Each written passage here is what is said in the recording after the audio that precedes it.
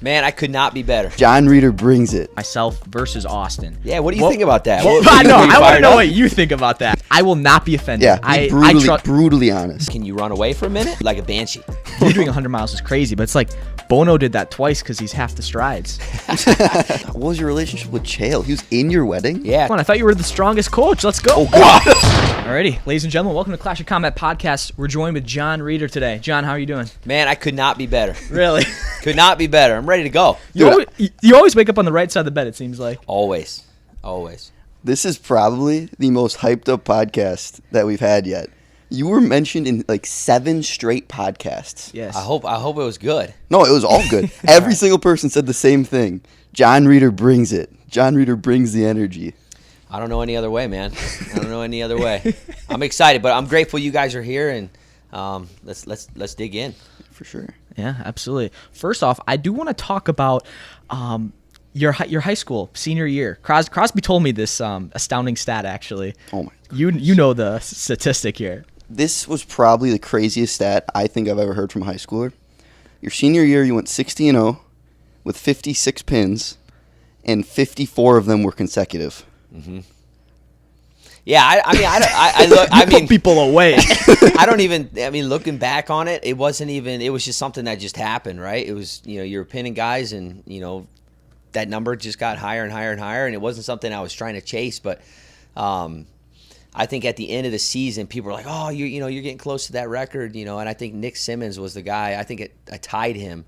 It was 54 was the consecutive number, and I think, we ended up tying. But, yeah, it was just something that kind of came about, and I was pinning guys. So you never reached for like a statistic or a milestone? No, absolutely not. I was not looking for that at all. It's just something that was, go out there, put them away, and get off the mat. So, Jeez. But that team, man, if you want to dive into that team. Oh, well, yes. we know that team is crazy. And even today, how dominant some of those kids are. I was talking about Crosby about this, but when we were at the Finley Open this past year, there was a kid who was in high school, Braden Davis. Mm-hmm. He wrestled at 125 pounds, beat the 2-time D2 champ. Like, you're telling me a kid in high school is beating an NCAA champ in Division II? That's wild. Like, what are they doing? What is in the water? Yeah, I don't know, man. I looking back on our own careers in high school, Metcalf and I both, our dads were and our coaches were putting us in college opens in high school. I mean, I wrestled in the Cleveland State Open as a junior in high school, wrestled in that Iowa State Open as a senior, right after I committed. I think it was just trying to challenge yourself and push yourself against better competition, and with that understanding of that's where we wanted to be. That was the level we wanted to compete at, and go out there and challenge yourself. A thing for me, I personally didn't even know that was an option in high school to go to college. Did you? No, I didn't know that either. Like, it was just never at least where we were based, it was never a thing. But then we go, our first years in college, every year they have like this pointer open, and we saw Clayton Whiting. He was in high school. I'm like, wait, you can be in high school and wrestle here? And then he won the brackets. Like, holy cow! Like, there were like opportunities even way back then. Mm-hmm. Has there been any newer opportunities, you think, or has it all been really constant? Nothing's really changed. I think you're seeing these kids. They're getting better and better. In high school, and they want to challenge themselves. And I think that you get those guys that want to jump into Midlands, and I think there was a handful of kids you saw across the country this year that were in various opens, whether it be the Edinburgh Open or different opens around the country. These high school kids are not afraid to get out there and mix it up with these college kids, and they're not afraid to get in there and mix it up and challenge themselves. And I love that. I love that, and that's how I was raised and how I was brought up, and I want to see more of it. Were you training with the college kids, or was it just strictly in your high school? No, it was strictly in high school. We had a really good team, and I know you guys know about Davison High School, and is it a private school, or is it just it was public the hot school? Spot? Yeah, it's public school, and it was just programmed with 2 coaches, Roy Hall and Kent Elliott, who both were Division I wrestlers. Roy Hall went to Michigan State and Purdue. And then Kent Elliott he went to LSU before the program was dropped. And he was college roommates with my eventual college coach, Kevin Jackson. I mean, so there was a connection there. But 2 guys that were, elite wrestlers in college that went on to be high school coaches. And I was just super, super fortunate to have those guys that they pushed you at a different level than what a lot of kids get.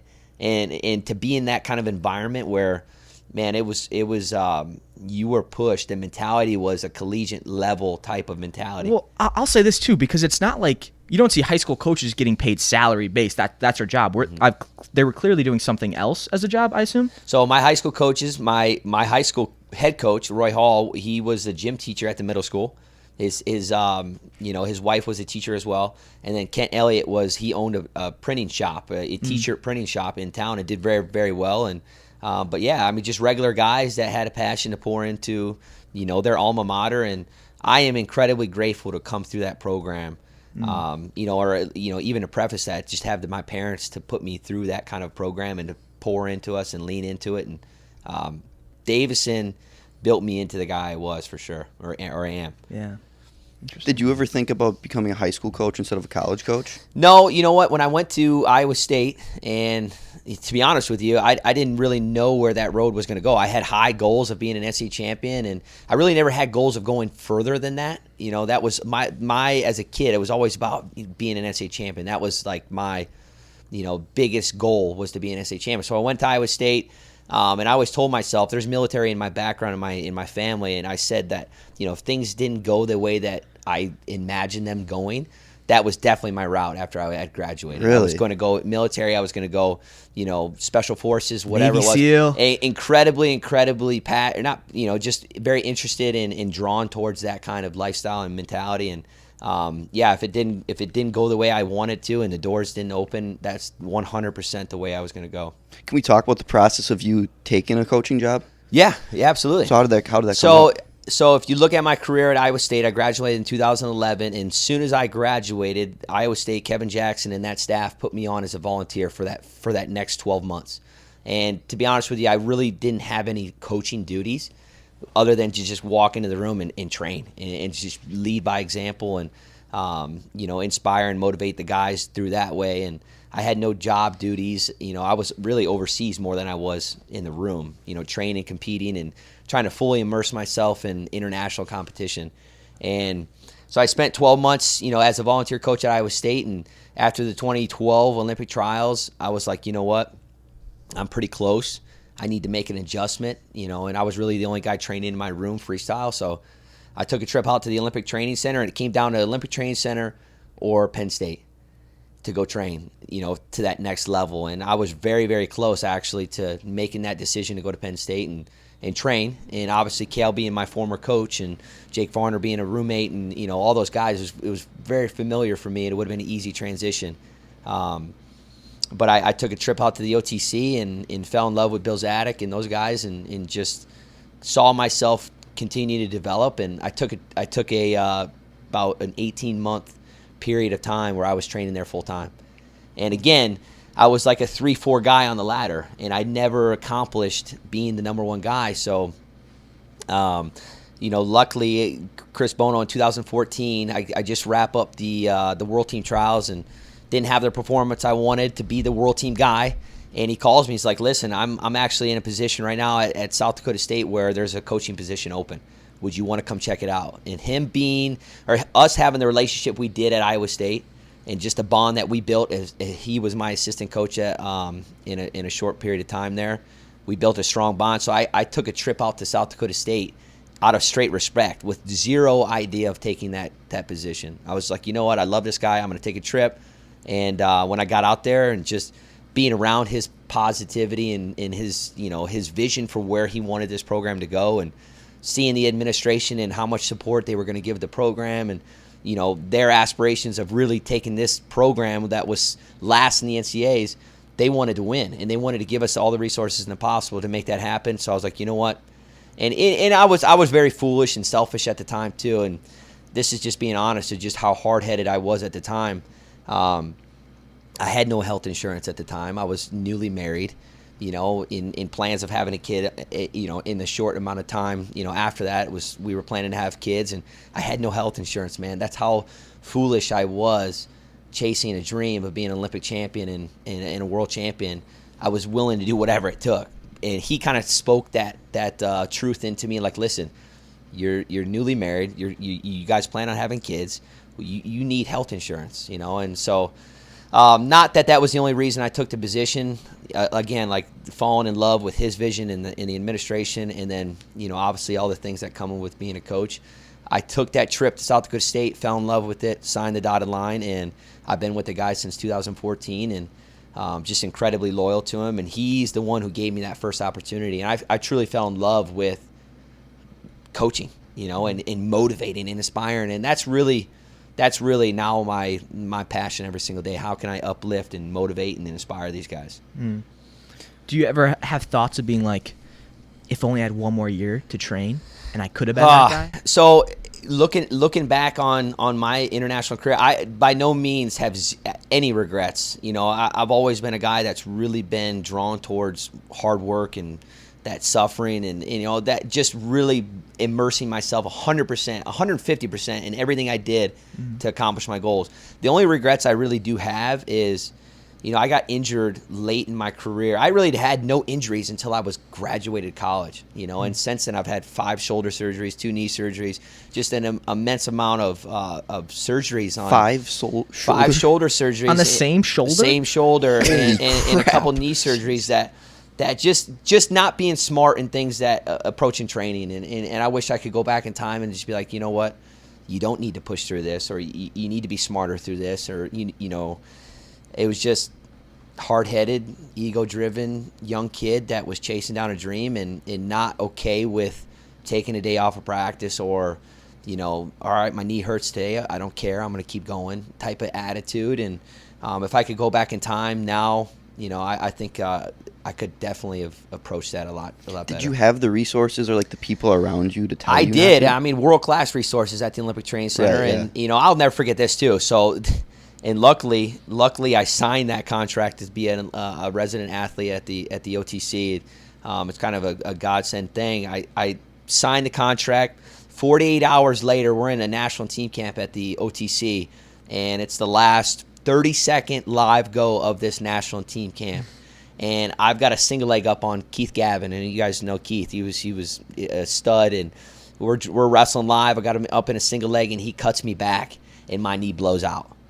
It last 30 seconds of the entire camp. That's when it always happens. Last 30 seconds of the entire camp, my knee blows out. My patellar tendon ruptures. I've got a bunch of stuff going on in my knee, and just little things like that. I never had any of these kind of injuries until I was late in my career, and just being smart, just being smarter. But again, those lessons that I've learned are now helping me as a coach to be smarter and help guide our guys in a better way.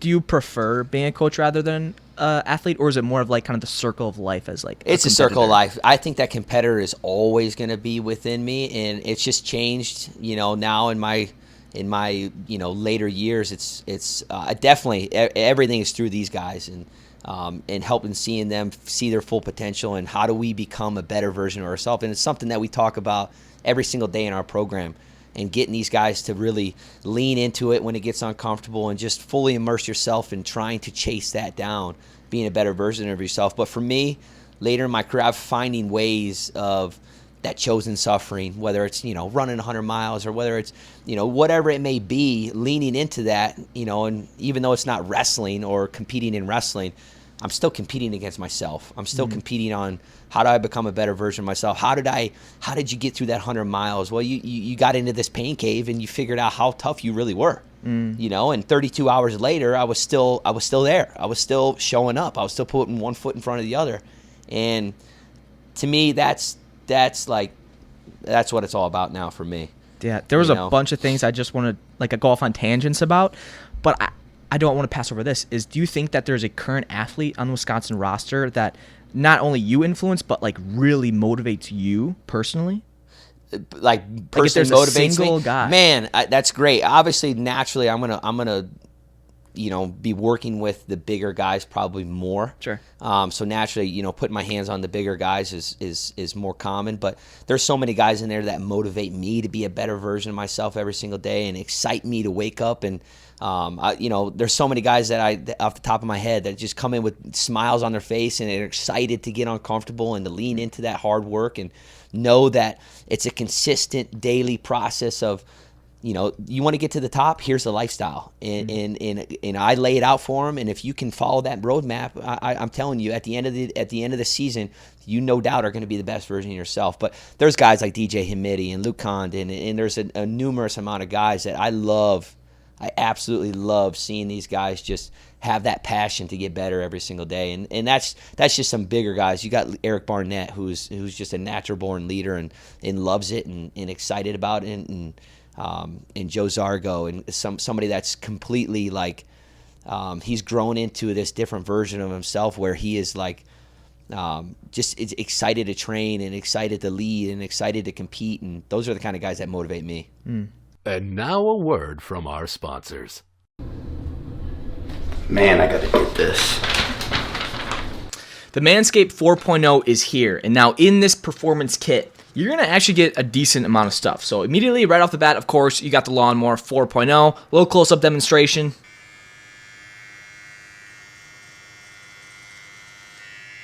Goodness gracious. Yeah, it works. It's waterproof and nickless. It also comes with a pretty cool charger. And they also got some other products like this crop preserver, and you got the crop reviver, so it's like deodorant for your nuts. And of course, if you don't want to go skin to win, you got these plug-in attachments, super easy to connect, and there you go, good to go. So again, with the Manscaped 4.0, you can actually use code COMBAT, and you're going to receive 20% off with free shipping. So in the description will be linked your offer using the code COMBAT on the Manscaped 4.0, 20% off and free shipping. I just got mine in the mail. Thanks, Manscaped. I kind of want to bring this up about you competing. Yeah. So when we did our podcast with Austin Gomez a few months ago, Yep. he said that out of every NCAA coach, if they had a tournament, you would win and it wouldn't be close. I don't know about that. I have no idea about that. But I love Austin, and just really grateful to have been in that guy's corner, and just his passion that he brought every single day. He was, and he'll tell you himself, he's a kitchen sink type of guy. When he comes into that room, he's going to give you 150%, and that's what it was a joy to be in his corner, and I'm excited for his next stage of his career and chasing down a world title, and I have no doubt in my mind he has absolutely every skill and thing that needed to be a world champion. He's got it. He's just got to go out and do it. Speaking of Austin Gomez, I know we talked about this earlier, but the Stalemate Street League event 4 came out, and the headline event was myself versus Austin. Yeah, what do you think about that? I know. I want to know what you think about that. Dude, I mean, obviously, he's a killer. He's a killer. So right away, you know, obviously, do you know what you're getting into? Do you know what you're getting into? I don't know anymore because now it's not going to happen. But, dude, yeah, like... And I know you're a Greco guy, though. I know you're a Greco guy. Greco schmecco, dude.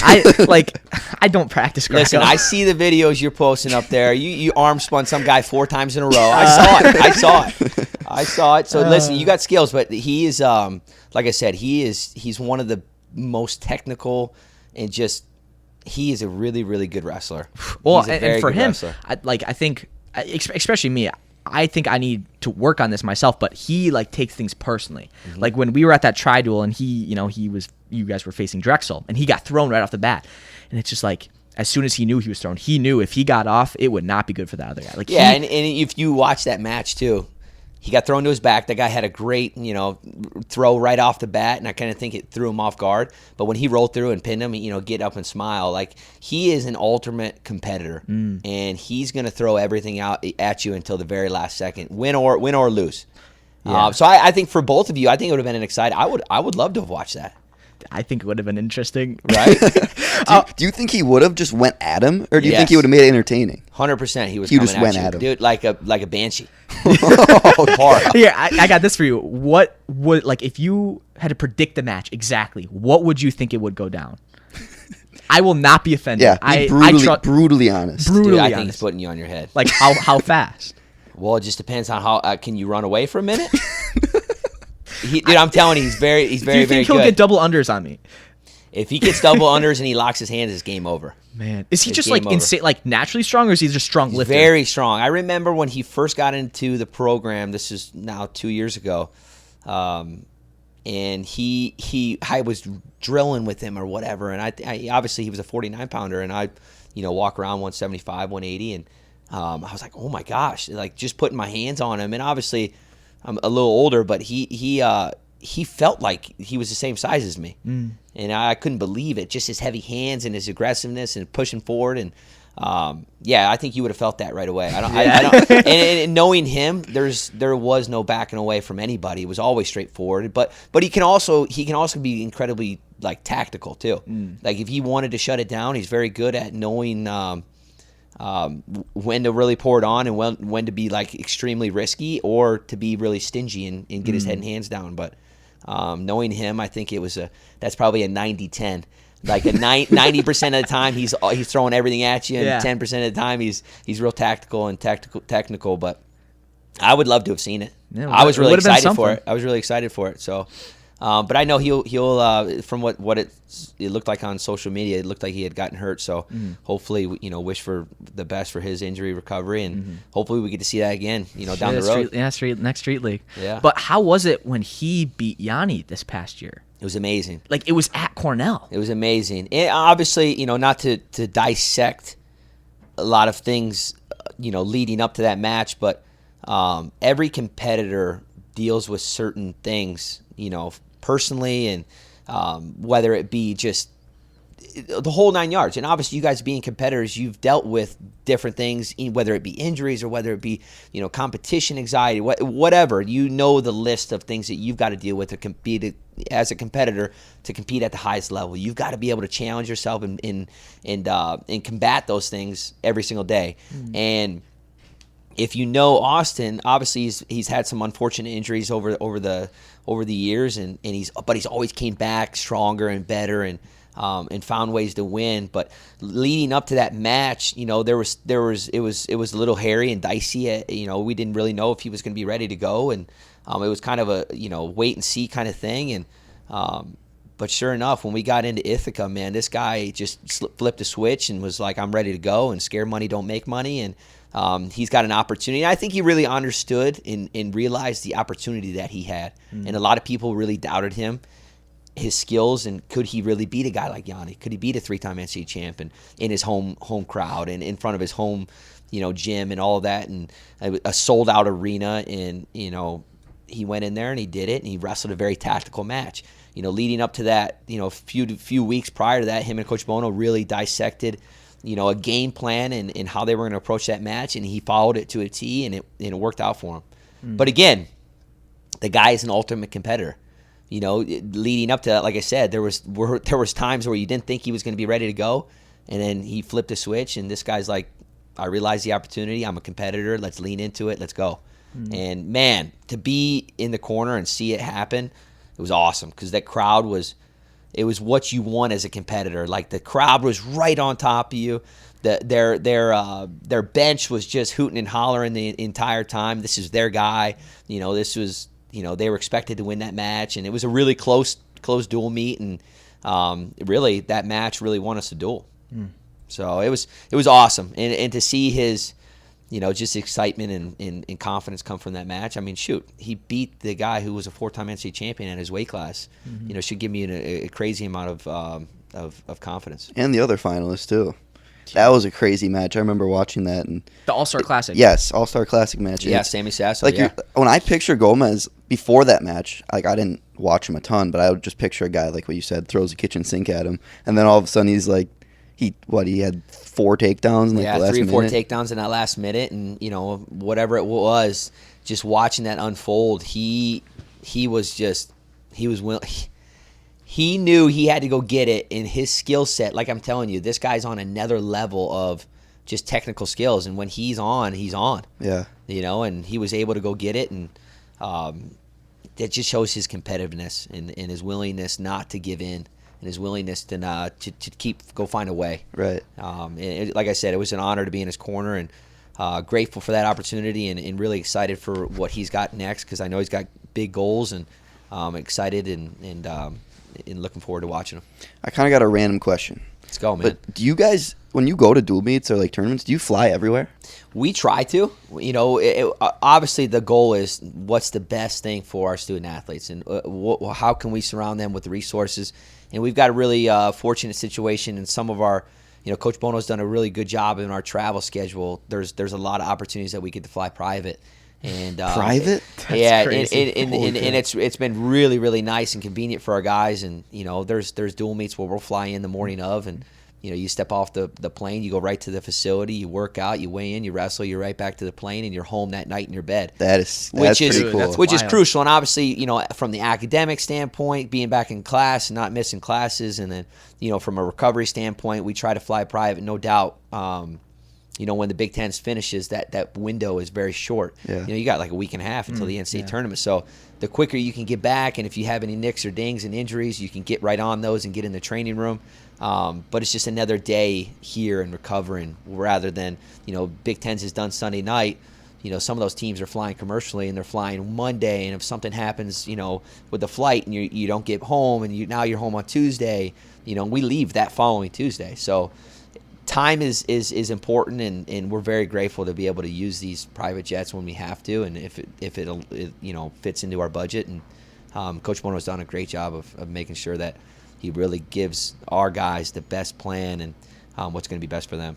The DopamineO is a resistance band used for building muscle and improving athletic performance. The unique thing about it is that it's longer, stronger, and more elastic than any other resistance band. With Dopa, you can work on strength, endurance, technical skills, and muscle growth. Dopa can be used as a portable multi-trainer that you can carry with wherever you go, to even the most beautiful places in the world. Join DopamineO and the world's #1 resistance bands with the largest online training center. And a word about our service: full 1-year warranty with quick delivery to your home. If you don't like it, we'll give you your money back.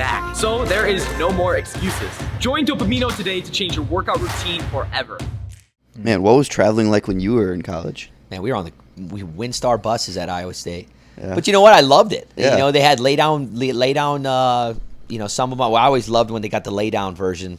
You could transform the seats into like beds. Yeah. And if we I remember vividly every other year we would travel down to Oklahoma and Oklahoma State, and it was a long trip, right? But man, those are the memories that I have that far exceed anything that I've done on the mat. Those just shared suffering with my brothers, and the memories and the stories and the relationships that you have on those buses going into enemy territory at Oklahoma State or Oklahoma when they had great teams and we had a great team, and but you're going there with 10 of your brothers and you're going to battle. And to me, like whenever I get together with some of my Iowa State like former teammates, that's what we talk about. It's not like, hey, you won a national title, let's talk about that. It's like, hey, you remember when we were down at Oklahoma and they had a sold-out crowd and they had those boomsticks and we couldn't hear each other, but you went out there and you put it on that guy and you won the dual meet for the team. Those are the memories and the stories that live on forever. Yeah. It's awesome. Was there any times at duels? We've had a couple when maybe you guys lost a duel, or maybe there are a couple wrestlers that really just didn't seem to like maybe not make the best decisions of like cutting weight, so they wrestle like crap, and like your coach just lashes out. Like, do you have any memories of be like, dude, I'm never usually scared of him as a coach, but like that talk, like. So to even go further back than that, I have a different story or at least a different way my college kind of story unfolded. I had 3 different head coaches in 5 years, man. That's frustrating. That's crazy, right? Yeah. I mean, for the common student athlete, they come in, they got one staff, and that's what you hope for in your student athlete experience. Is you have one staff, they see you through, and whatnot. But I got recruited by Bobby Douglas and Chael Sonnen out of high school. Built a relationship with those guys, ended up committing to Iowa State, and when I got to Iowa State, that's when that transition happened with Bobby and Chael. And Chael took over, and I was Coach Sanderson was the coach for the next 3 years with that staff that's at Penn State. So I had that staff for 3 years, and then going into my junior year, that's when Coach Sanderson had the opportunity to go to Penn State, and Kevin Jackson and Chris Bono and that staff came in, and so I had 3 different really relationships with 3 different head coaches. And for me, looking back on my own career, man, I loved it. I got to be surrounded by 3 like legends of this sport with just a numerous amount of assistant coaches that I built lifelong relationships with. And for me, I needed each one of those at the right time. And each one of those helped me progress my career forward. And I'm forever grateful for that. So, but looking back on weight cuts and stuff like that, I remember the knowledge I have now in nutrition blows my mind. And I can't believe I was so foolish on how I approached my competition and the way I approach nutrition, and I did it all wrong. What were you doing? Well, here's a prime example. Here's number one, and I can remember this. After a weigh-ins, there'd be a 64-ounce Gatorade for each one of the guys after weigh-ins. When I was a young athlete, impressionable, and I was willing to do whatever coach said, I was doing that. I was that kind of guy. So when he gives me a 64-ounce Gatorade, that means I'm drinking that whole thing. And I could not figure out why I would walk off the mat. I'd have, diarrhea. And I would just be like a terrible performance, and I would feel terrible, right? And I couldn't believe, I was like, what the heck's going on here? This is what they're telling me to do. Something's not right. But fast forward years and years later, and I really didn't understand nutrition like I do now until I got to Wisconsin. So about 6 years ago, and really knowing just the level. There's so many levels to, and you guys know, man, you guys have competed for a long time. Your nutrition is just as important as what you're doing in the wrestling room. And to me, I have so much passion for nutrition because it directly impacts your performance. And it directly impacts your recovery. It directly impacts everything that you do on the wrestling mat. So why wouldn't you go all in? But I was just a foolish young kid that, again, I was doing whatever they were telling me. I didn't have the knowledge and the expertise on it now. And like I said, those experiences and those stories have now helped me be a better coach, and I can really pour into those things with our guys and making the right decisions. So when they do step out on the mat, they are their best version, and not letting something that you have 100% control over, 100% affect your performance. So nutrition for us, it's a non-negotiable in this program. You want to be a national champ, you say you want to be a national champ, you've got to approach it just like you do your work ethic on the wrestling mat. Your nutrition is hand in hand, directly tied to your performance. Does the staff influence that, or is it all based on the wrestler to make that decision? Obviously you want to guide your athlete the best they possibly can, and that you can lead them to water, but you can't make it drink. You can't make them drink, right? And it's to me, it's always a frustrating part of the deal is trying to get kids to understand that, but it's kind of a they'll learn. Sure. But the resources that we have at this university are just mind-blowing when it comes to if you really, truly believe in that part of your performance and you put both feet in and you just lean into it as hard as you can, I promise you will be a better version of yourself when you're on that mat. You got 7+ minutes of energy, and you're able to come back 20 minutes later and do it all again in a tournament. So again, to me, I wish I would have went to school for this kind of stuff. Sure. I just really... I love it, and I that human performance and how do you continue to get better is something I got a lot of passion for. I got to bring this up. So since our coach is obviously Nick Becker. Yeah, the best, man. Yeah. That's my boy. Yeah. That's my boy. I absolutely love Nick, and I'm super grateful for the opportunity for us to meet. He was actually here in the RTC a few years back, and just the connection that we had, as friends and brothers was just, it's amazing. And I can't speak highly enough about Nick, and really excited for what he's doing at Parkside. And they got a great one, man, because he's one of the best. Hard worker. I mean, just tough, gritty. I'm excited because I heard he's coming back to wrestle, that's man. what I was going to bring up. I heard he's coming back to wrestle. I'll tell you what, whatever weight class he goes, those boys better be ready. Yeah. They better be ready for a fight. I know that for sure, because he's going to come out, he's going to give you his best. And that's one thing I love about Nick, man. He's just tough, gritty, willing to do whatever. He's that was when he was training a few years back and making a comeback. I trained heavily with him, and I mean, this guy's got all the skills in the world. Just tough, gritty, nasty. I'm excited to watch him come back. Yeah, he said. So we asked him, "Who's the best guy you ever wrestled?" I don't know if you saw this or not. It was either he listed Ben, you, and Jaden Cox. Yeah, but he said, out of everybody, you gave him the hardest time hand fighting. If you want to have a sore neck, wrestle John Reeder. I don't know about that. Nick's he's a tough SOB, man. And like I said, I'm super fired up to see what weight class he ends up going. I'm sure he'll be 74 or 79. And like I said, man, those cats better be ready, because he's a fighter and he's a goer, and he's gonna give him trouble. It's interesting. I'm so iffy on it because it's such a new thing, but I'm like, could he actually be wrestling? Like, who are some guys he could be wrestling like at the Open? But you look at 79, you're looking at Burroughs, you're looking at Chance Marceller. That's wild. 79, right? And well, it's an Olympic year, so I was suppose, thinking, it's an Olympic year. Will they even wrestle so he in would that? go 74 or 86. That's so. Yeah, the U.S. Open I think is in December, so he's gonna have to figure that out. I'm not sure if he could even make 74. He can make it. Trust me. You think he so? can make it, dude. I've got stories of him making weight, and he can recall this story, and he'll know what I'm talking about. I think it was a World Team Trials in Texas, and I'm sure when he listens to this, he's gonna start laughing.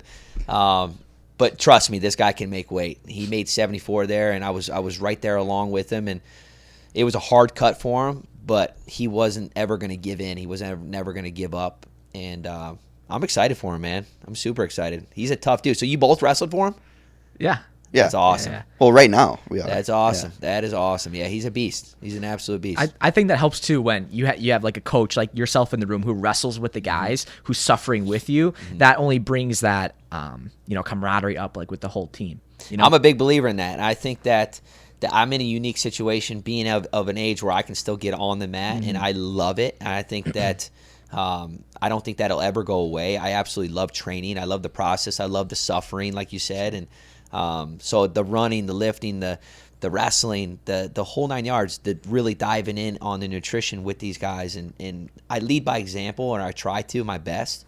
But it does help me build a stronger bond with these guys because I'm right there with them. Yeah. I'm walking the walk with them. And really what I want my guys to understand is that no matter where they are in life, whether you're a freshman, a senior, an incoming guy, wherever you are in life, I'm a kind of guy who's going to meet you exactly where you are, right where you are in life, and I'm going to walk every step of you with you. I'm going to wrestle with you. I'm going to lift with you. I'm going to run with you.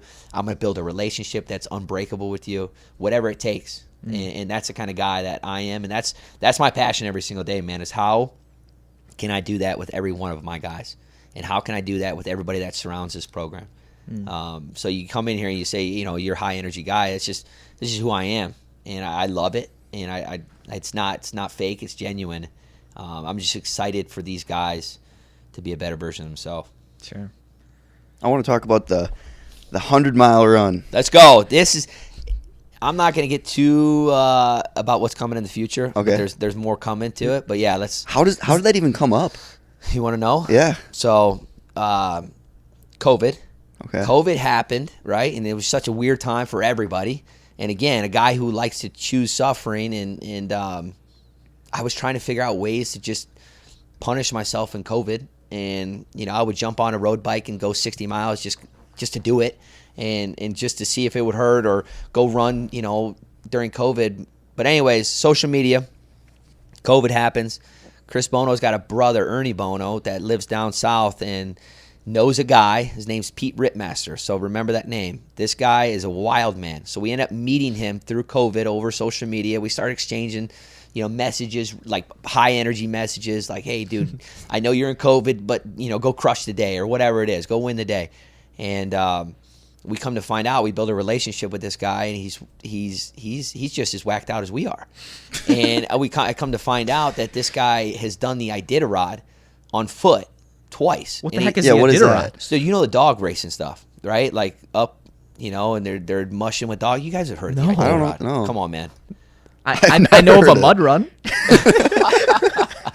Iditarod. So you guys have heard of the Iditarod. You guys are gonna have to Google this later. All Okay. right? We'll show it on screen. The Iditarod is a famous dog sled lead thing where you're mushing with a dog. Oh wait, okay, I know what that is. You know what I'm Yes, talking yes, about, right? Okay, so yeah. this is Cayden still lost. It's like the longest Yeah, dog it's- race or it's something, right? extremely long. Well, this guy was so crazy that he did it on foot. There's a version of it that's on foot, and you just start and you go, and it's months long. And I don't want to say it the wrong way, but it was a long period of time. He's done it more than once, and he's won this race. So he's very he's crazy, and we built this relationship with him, and even as far as this guy had awesome stories of being out on Iditarod on foot and falling through a lake of water and getting out and coming, surviving and figuring it out, just mental toughness and just getting through tough situations. Well, anyways, fast forward, he doesn't do that stuff anymore, and his legacy moving forward now is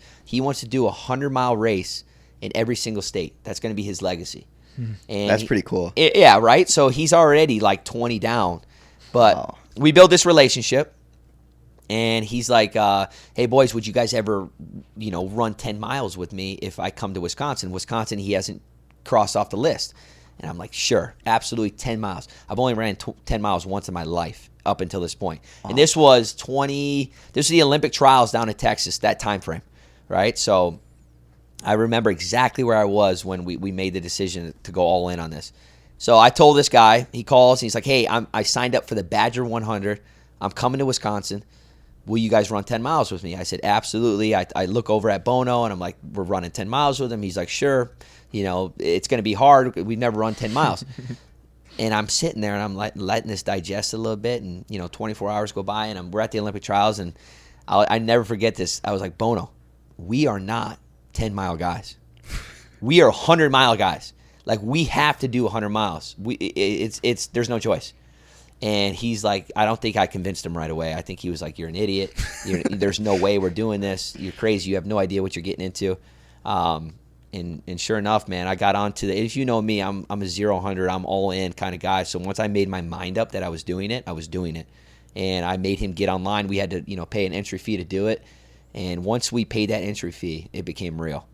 And, fast forward, we had about 2 months of training. 2 months? 2 months. And if you really, if I, looking back, I made so many mistakes in that run preparation. Like going from only running 10 miles once in my life to running like 26 miles straight on a treadmill, or just running 30 miles straight on a treadmill. That's training. You were training on a treadmill? Oh, 90% of my training was on a treadmill. So here's so fast forward. We make the decision that we're gonna do this 100 miles, and him and I were like, we wanna get going on training.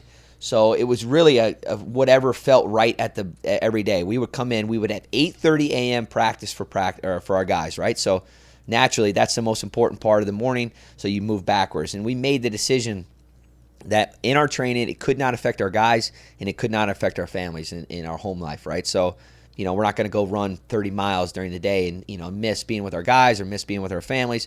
So that naturally meant before 8:30 practice, you'd have to get up early. And I remember vividly mornings where I would walk into our Camp Randall at 1:30 a.m., and I would run 30 miles on a treadmill. And then done with the practice, I would, get a little bit of recovery and then go into the 8:30 a.m. practice with our team. But the training was so all over the place that we had no rhyme or reason on why we were running 30 miles a day. It just was like, yep, I felt great. Let's go, 30 miles.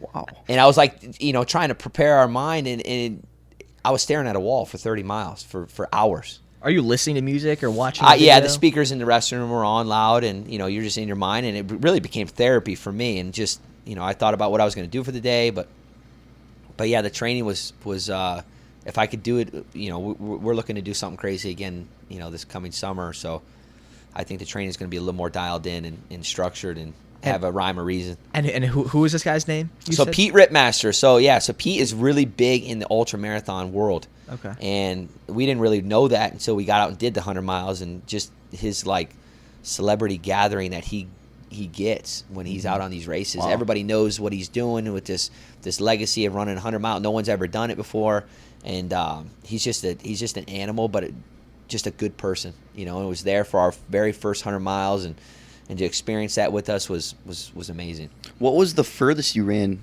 in your training? 26. 26 was my furthest I ran in training, and I'll tell you this, guys, all the training I did had zero preparation at all for that race. I was not prepared when I got out to that race. I thought I was, and so there was like 125 athletes that registered for this, and all over the spectrum, young males, young females, all the way up to like 70-year-old males and females. And I'll never forget that morning when I got to the check-in, and of course we're the very first ones to check in and get our bibs on, and we're ready to go. And I think it was like a 6 a.m. shotgun start, so we're there at like 4:30. We're checking in, and when this bus came that was transporting a lot of these athletes that had to park a little ways away, when they got to the starting line and they were walking off that bus, I was like, that wrestling mindset came out, and I was like, I am crushing every single one of you. I am crushing every single one of you. There's no way I'm losing to that guy. There's no way I'm losing to that guy. There's guys coming out with walking sticks. I'm like, there's no way. There's just absolutely no way. Guys. I'm like, I got this. I am going to crush every one of you. And I got to 30 miles in, and I hit the lowest low, a full body cramp.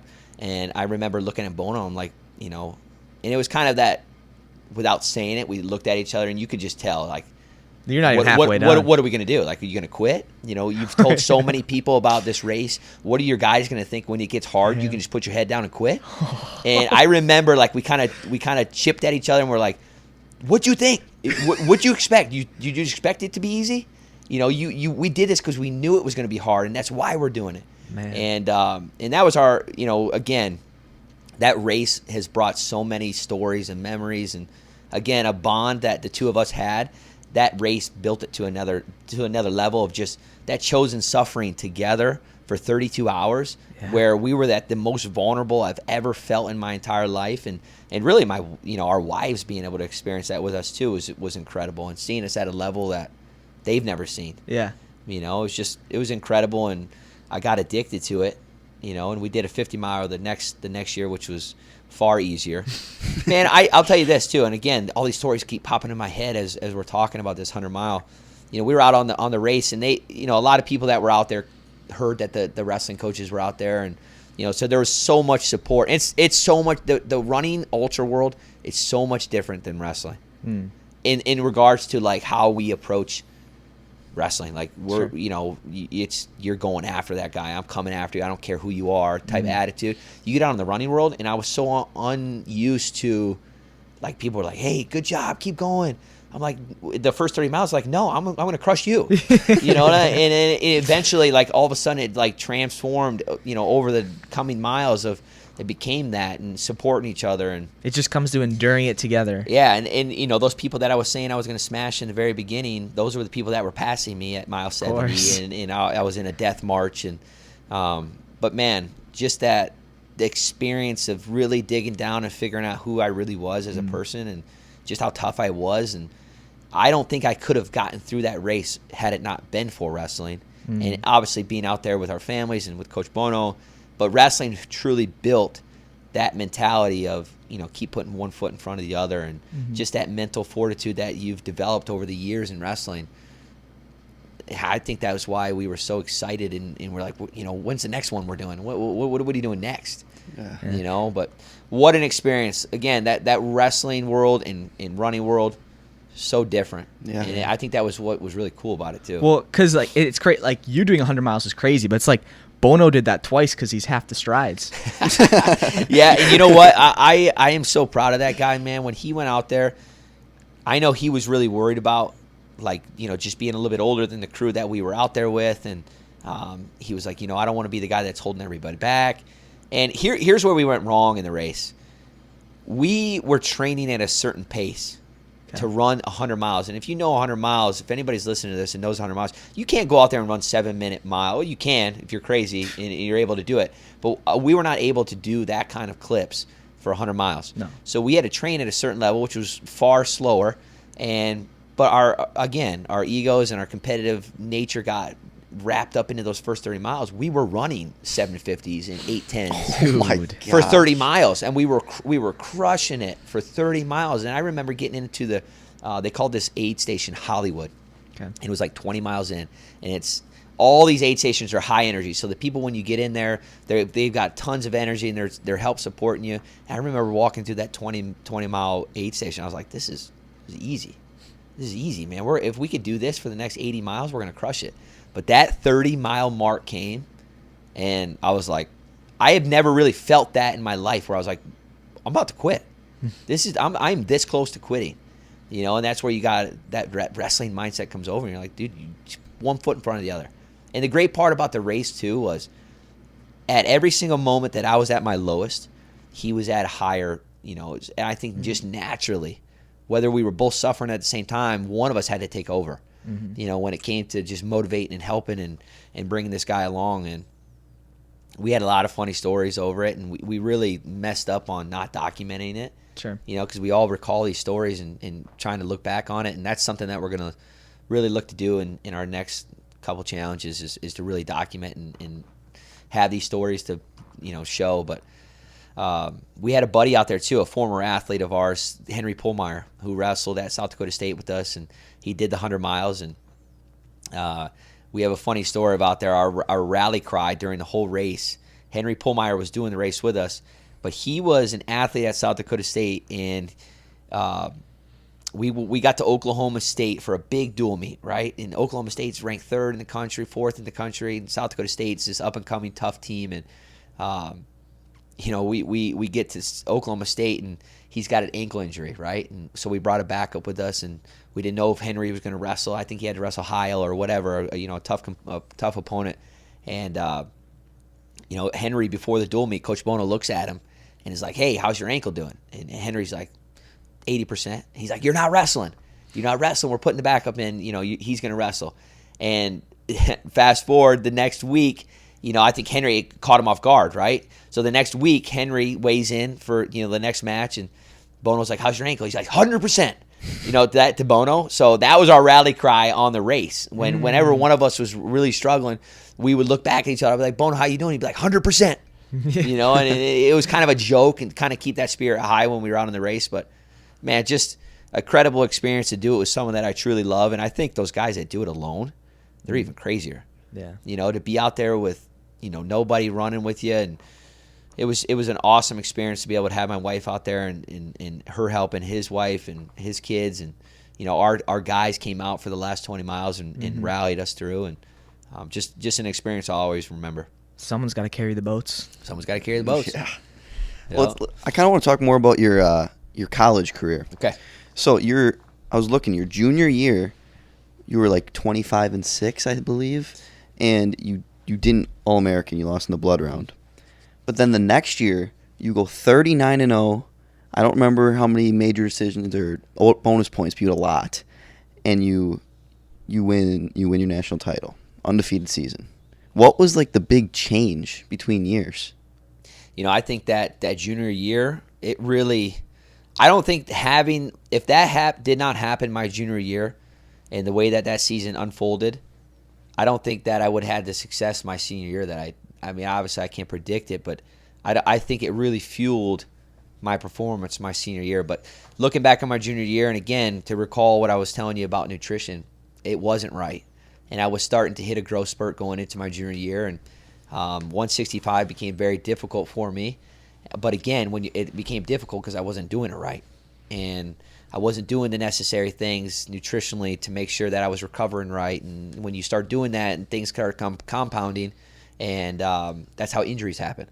So I had a multitude of injuries that year that really led to I was in the Big 12 finals and wrestling Nick Marable, ended up really hurting my knee, pretty bad, that I did not hit the mat one time before the NCAA tournament that junior year. Wow. And never hit my knee, and never even put my wrestling shoes on until I got to the NCAA tournament.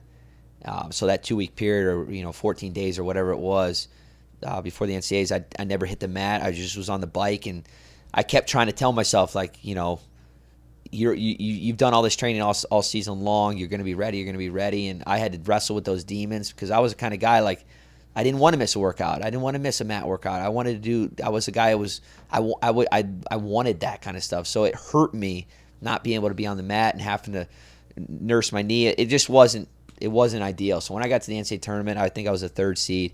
I ended up getting upset first round. And, I will never forget walking off that mat and just hearing Sandy Stevens or, big time upset first round. John Reeder goes down as I'm walking off into the tunnel. And, and that's again, it was hard. It was super hard. So I battled all the way back to the round of 12 and ended up wrestling a guy I had wrestled in the All-Star duel that year. And I think I was, a couple points away from tech fall on him in the All-Star duel and ended up losing to him in the round of 12. I was just literally pulling guys down and running around him. I could not hit my knee. I could not do anything. I was just a kind of a shell of myself in that tournament because I was hurt. And I didn't handle it right. But I really believe those injuries were a reflection of the way I did it. I don't point any fingers. It was my fault on the way I was cutting my weight.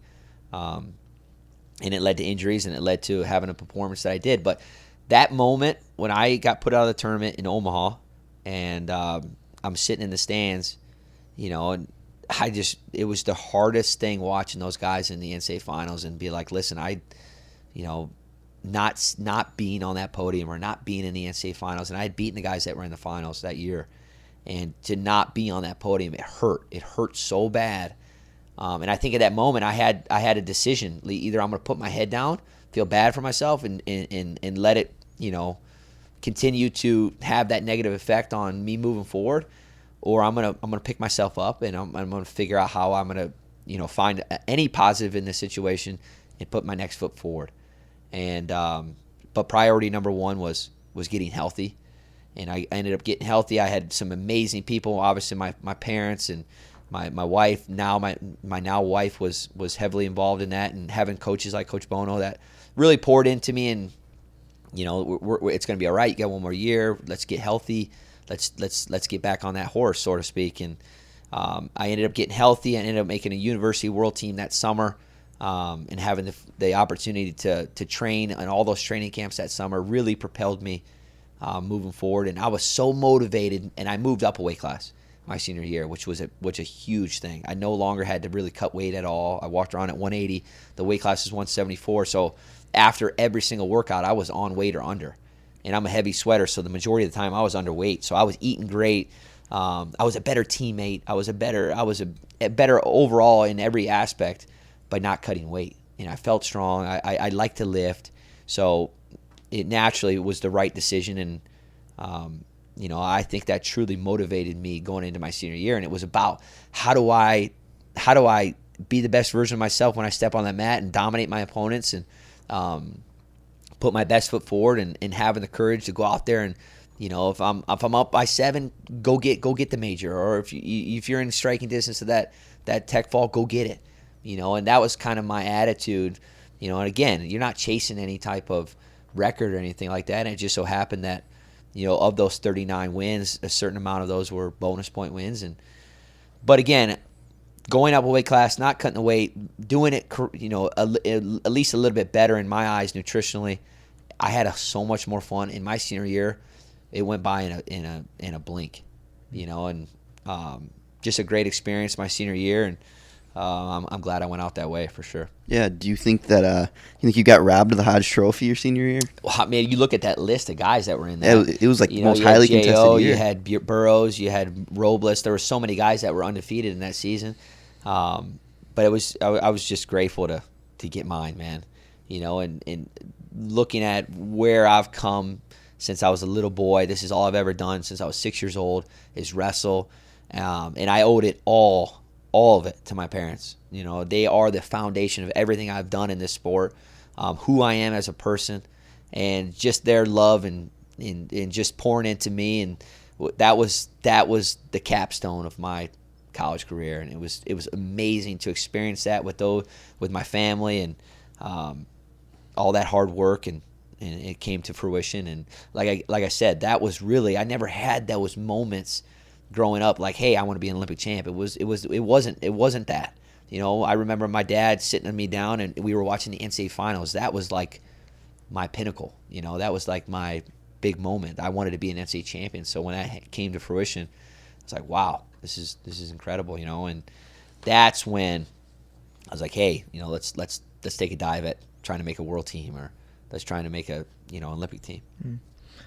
Right now, how do you think the landscape has changed overall in college wrestling since NIL has become a thing? I mean, it's completely changed. How has it changed here at Madison? Do you guys help with that process, or there's a collective that's kids have every opportunity in the world to go and find opportunities to have name, image, and likeness things happen for them. But I think it's completely transformed collegiate athletics, and it's different than what we came up in, or at least I came up in, and it's just, I don't know. I come from there's so many things that didn't happen when we were in college. I could never imagine some of the things that you hear in college athletics, like guys getting this kind of money. It's crazy, right? It's crazy to hear. So how real is that for like universities buying athletes? Like, are there current colleges literally just saying, here's... I don't know. I have no idea, man. I stay in my lane. It's probably the political answer right there. I stay in my lane. What's the non-political answer? Do you believe that there's coaches offering from, I assume, booster money, saying, here's like $200,000, come wrestle for me? Those are the rumors. Those are the rumors. So I don't know, man. Like I said, I stay in my lane, and it's, again, you're gonna have every opportunity. Come and win. Go win. You know, you want your NIL deals, go win. You know, and that's it's just crazy to me. Like I could never imagine in my life, like, or in my career, walking up to a college coach and be like, hey, you know, I hear this guy's getting that kind of money. Like, where's my money? You know, I was just come in and do the work and be a selfless teammate and go win and take care of your job. And but you can't blame these guys, man. You know, it's after college athletics is done. And, you know, in our sport, there is no pro sport. So I get it, but I also it's a different landscape. Man, Interesting. that is, yeah. But Do you think that's good or bad for wrestling? NIL? Yeah. I think Or as a whole, and maybe coaches buying wrestlers.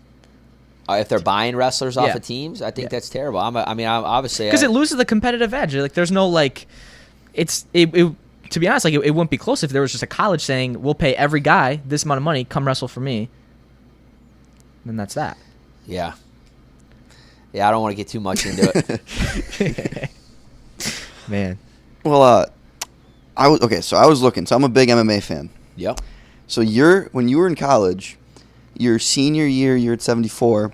Kobe Covington's at 165, and he doesn't even All-American. You see guys like that are going, like, he's gonna be fighting for his third title, like, in the end of the year.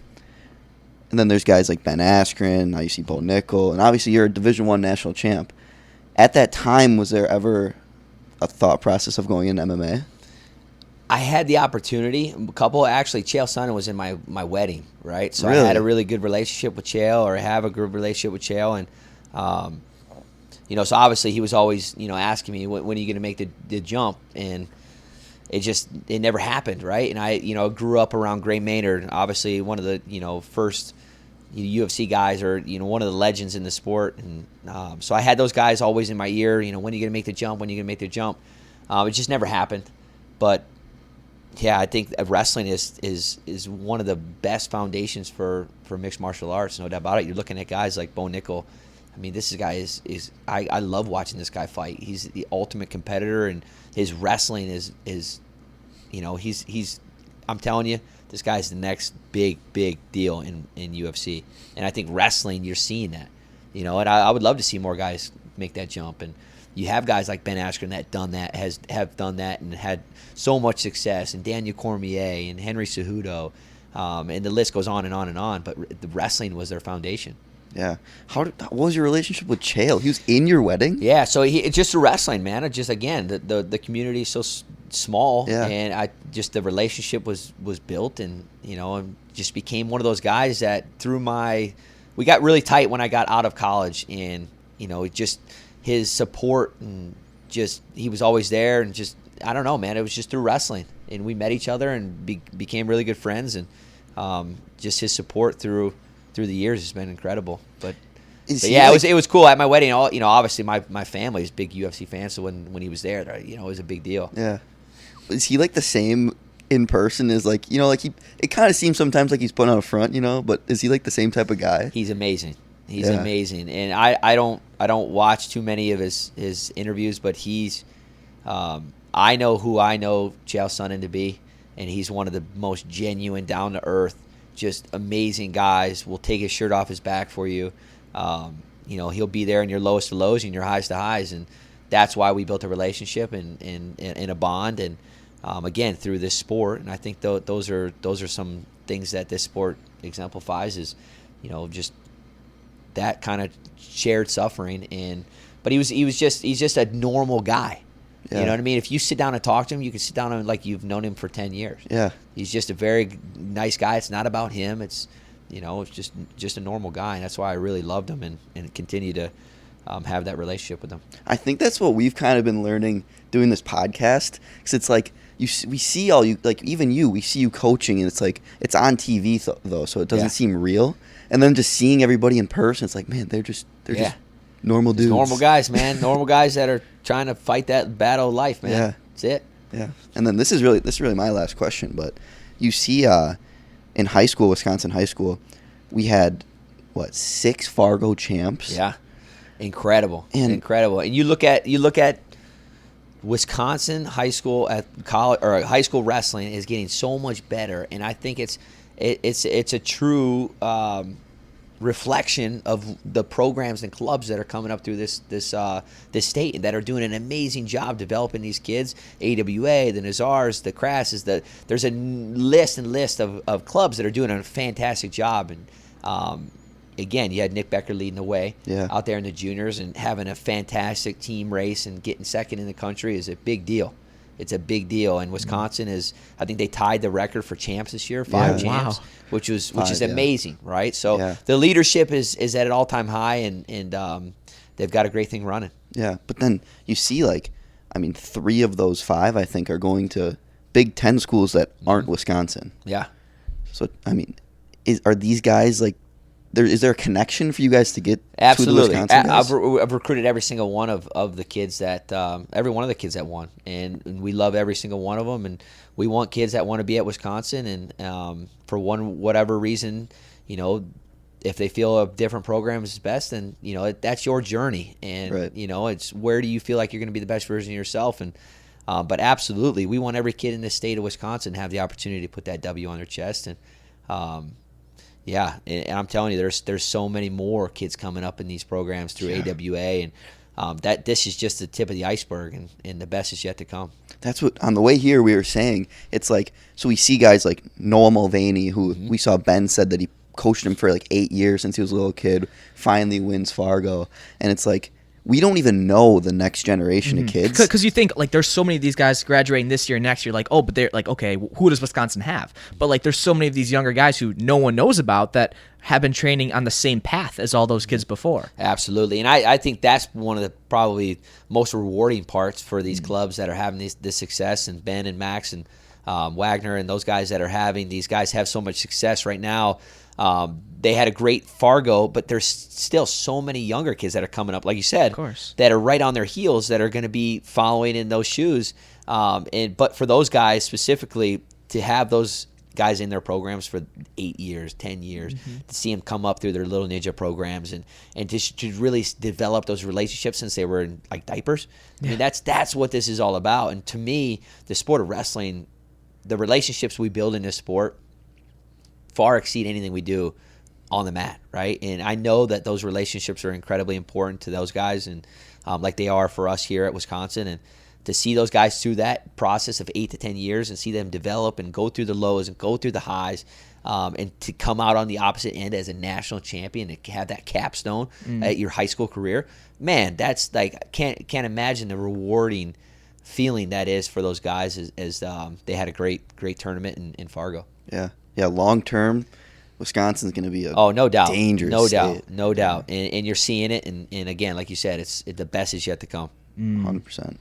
I just want to get Wisconsin wrestling closer to that average fan, the Iowa average fan, the Pennsylvania average fan. There's how can you fill out thousands of people just come to the duels on a daily basis? And I think in Wisconsin, even our duels, we don't fill a half a stands, and it's just people need. I think wrestling needs to be more celebrated in Wisconsin, and whether that be on the media side, whether that be on the wrestling side, whether that be whatever else it may be, is that. I think wrestling in Wisconsin is, of course, growing, getting better, but more needs to happen. Absolutely, and that's your passion for that is what we want here at Wisconsin. We want the field house to be packed. So it's an everyday challenge and trying to find ways to get more creative, to put more butts and seats in our arena.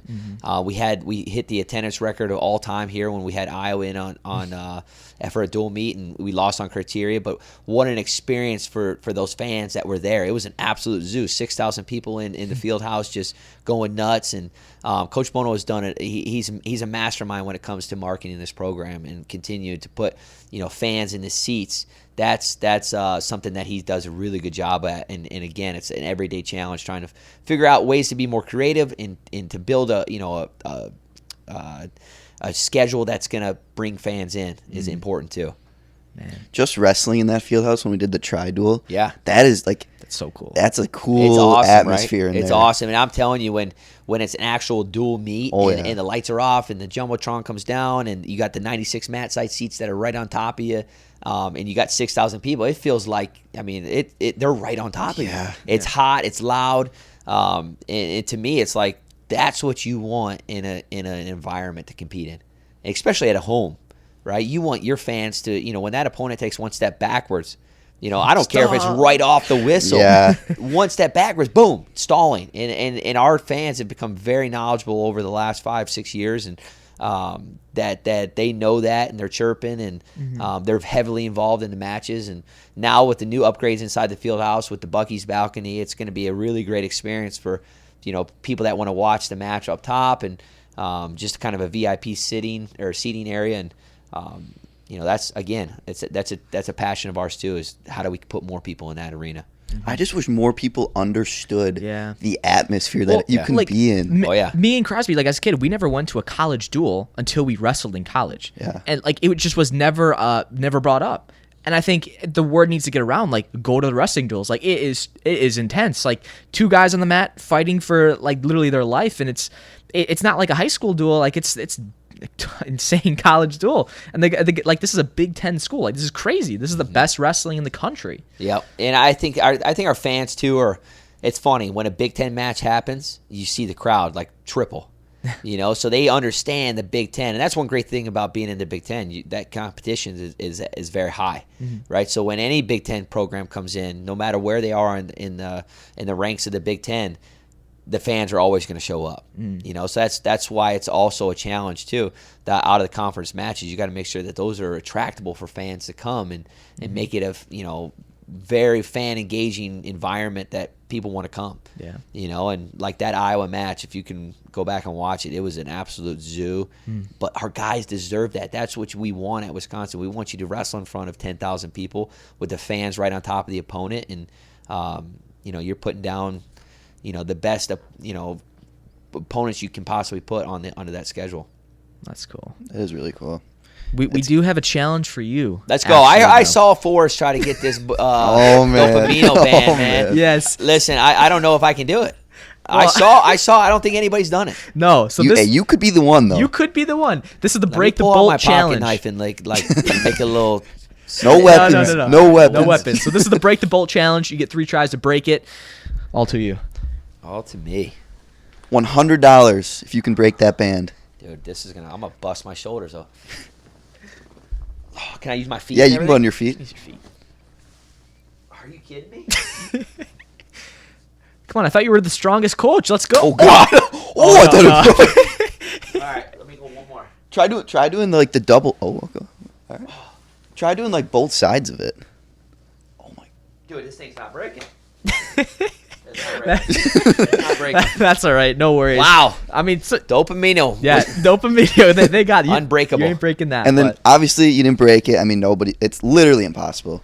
But we do have a gift bag for you. Oh, I appreciate it, guys. Thank you. It's got a full size band that's Nice. categorized All right. to your weight, and then All we right. do got your own bolt band, and then Let's a go. yellow stretch band. Thank you, guys. I appreciate it. Of course. Awesome. And then we have one more gift. This is the Clash of Combat plaque. Oh, This let's is- go, man. This is made by an old producer, one of our teammates. Look at that. Yeah, number Wow. 17. Number 17. Yep. Amazing, guys. I'm very grateful. That's awesome. Yeah, of Wow, that's course. very cool. No, we appreciate you having on our That podcast. guy's This is talented, fun. man. Yeah, aren't those Jeez. sick? Yeah. Heavy duty. That's very cool.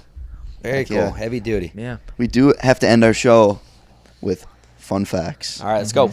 Any Rapid fun fire. fact, anything doesn't have to be about you. But the one I got today is you were winning high school state championships before I was even 1 year old. Oh, wow. How's that make me feel? You don't. It's crazy though, because you don't seem like an older guy. You're like, Thanks. Thanks. You're just saying that, dude. No, I'm You're serious. Just saying I'm No, serious. it's true. No, That- wait. What wait. year were you born? 2003. Whew. What year That's did you unreal. graduate? High school? College? High school. 06. Yeah. So yeah, I'm pretty sure you won like your first state title before Yeah. I was one. Yep. Oh, my gosh. Well, that's great. Yeah. That's great. Yeah. You got one, Cayden? Dude, no. Come on. Okay. He's over there Googling the I idea know, right I now. did. So I did have one. All of them are like, they're pretty stupid. Oh, yeah, this is one. What's your favorite color of Fruit Loops? Favorite color? Yes, of like Fruit to Loops? eat. Like, you have like a favorite color if you would have like, oh, I have to eat the green or I have to eat the red. Ooh, probably the red. Okay, what if I told you that they're all the same flavor? Really? Yes. Come on, man. You threw me off on that one.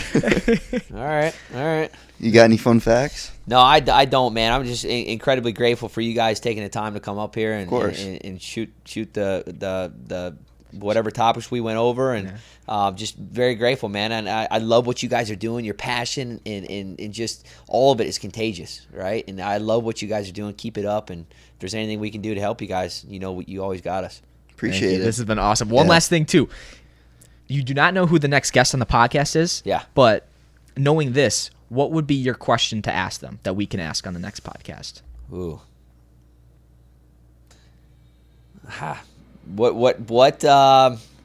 What's your favorite I don't know, what's the hardest workout you've ever done? I don't know. Sure. I have There no we go. idea. Is that? That's I have perfect. no idea. That's good.